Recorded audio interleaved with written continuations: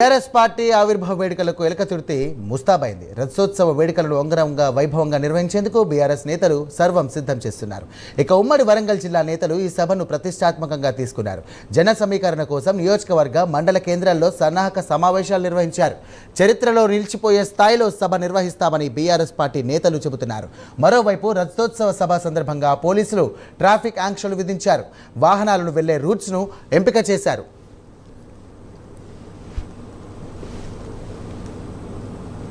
Right, ఇదే అంశానికి సంబంధించి మరిన్ని డీటెయిల్స్ మా కరెస్పాండెంట్ తిరుపతి అందిస్తారు. తిరుపతి, చెప్పండి, రథోత్సవ సభకు సన్నాహాలన్నీ కూడా పూర్తయ్యాయా? బీఆర్ఎస్ పార్టీ నాయకులు ఏమంటున్నారు? అలాగే ట్రాఫిక్ సంబంధించి కూడా ప్రణాళికలు రూపొందిస్తున్నట్టు తెలుస్తోంది. ప్రస్తుతం పరిస్థితి ఎలా ఉంది అక్కడ? సాయిరాం, బీఆర్ఎస్ పార్టీ ఏర్పాటై 25 వసంతాలు పూర్తి చేసినటువంటి సందర్భంగా రథోత్సవ సభకు బీఆర్ఎస్ నేతలు సిద్ధమయ్యారు. ఎలకతుర్తి సమీపంలోని చింతలపల్లి దగ్గర భారీ స్థాయిలో ఏర్పాట్లను కొనసాగిస్తున్నారు. 1200 ఎకరాల్లో ఈ సభ నిర్వహించేందుకు ఏర్పాట్లు చివరి దశకు చేరుకున్నాయి. 159 ఎకరాల్లో భారీ బహిరంగ సభ ప్రాంగణం ఏర్పాటు చేశారు. 1000 ఎకరాల్లో పార్కింగ్ స్థలం ఏర్పాటు చేశారు. ఈ సభలో మాజీ సీఎం బీఆర్ఎస్ అధినేత కేసీఆర్ పాల్గొంటారు. కేసీఆర్ ఏం మాట్లాడతారు, కాంగ్రెస్ ప్రభుత్వం 16 నెలల నుంచి ఎట్లా వ్యవహరిస్తుంది అనేటువంటి విషయాలను కేసీఆర్ చెప్తారని బీఆర్ఎస్ పార్టీ సంబంధించిన నేతలు చెప్పుకుంటూ ఇప్పటికే కేంద్ర నియోజకవర్గ కేంద్రాల్లో కావచ్చు, మండల కేంద్రాల్లో సన్నాహక సమావేశాలు నిర్వహించి ఊరు వాడ నుండి జనాన్ని సమీకరించి చరిత్రలోనే నిలిచిపోయే సభలాగా నిర్వహిస్తామని ఉమ్మడి వరంగల్ జిల్లా బీఆర్ఎస్ పార్టీ నేతలు చెప్పిన పరిస్థితి కనబడుతుంది. ఇప్పటికే పాటలు, ఎడ్ల బండ్ల ర్యాలీలు, పాదయాత్రలతో వరంగల్ జిల్లాలో రథోత్సవ సంబరాలు ప్రారంభమైన పరిస్థితి కనబడుతుంది.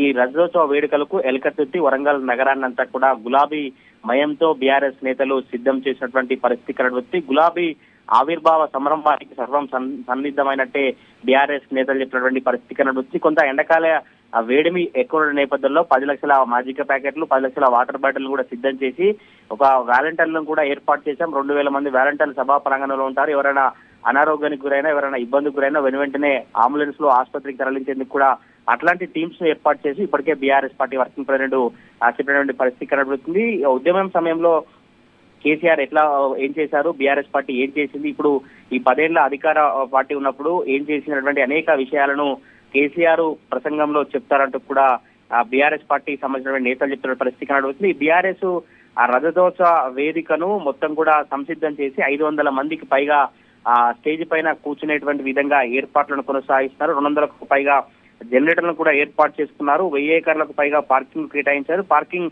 ప్రాంతాల్లో మొత్తం గులాబీ జెండాలను ఏర్పాటు చేసి ఎలకతుర్తి జంక్షన్ తో పాటు చుట్టుపక్కల ప్రాంతాలలో మొత్తం గులాబీ ఫ్లెక్సీలతో, జెండాలతో గులాబీమయంగా వరంగల్ నగరం, ఎలకతుర్తి ప్రాంతం మారిపోయినటువంటి పరిస్థితి కనబడుతుంది. నియోజకవర్గ కేంద్రం నుంచి 50,000కు తగ్గకుండా జన సమీకరణ చేసి తప్పకుండా గులాబీ నిర్వహించేటువంటి సభ అంటే దేశంలో చరిత్రలో ఉండేటువంటి సభగా నిర్వహిస్తామని ఉమ్మడి వరంగల్ జిల్లా సంబంధించిన నేతలు చెప్పిన పరిస్థితి కనబడుతుంది. ఇప్పటికే BRS party working president KTR కావచ్చు, ఎమ్మెల్సీ కవిత, రాష్ట్ర వ్యాప్తంగా ఉన్నటువంటి మాజీ మంత్రులు, మాజీ ఎమ్మెల్యేలు ఏర్పాట్లను సందర్శించి వారి కార్యకర్తలకు, మొత్తం శ్రేణులకు జోష్ నింపిన పరిస్థితి. ఈ రోజు మధ్యాహ్నం 12:30 నిమిషాలకు కూడా మాజీ మంత్రి హరీష్ రావు సభా ప్రాంగణానికి చేరుకొని ఏర్పాట్లకు సంబంధించి కేడర్ కు దిశానిర్దేశం చేయనున్నారు. Sairam. Right, thank you Tirupati.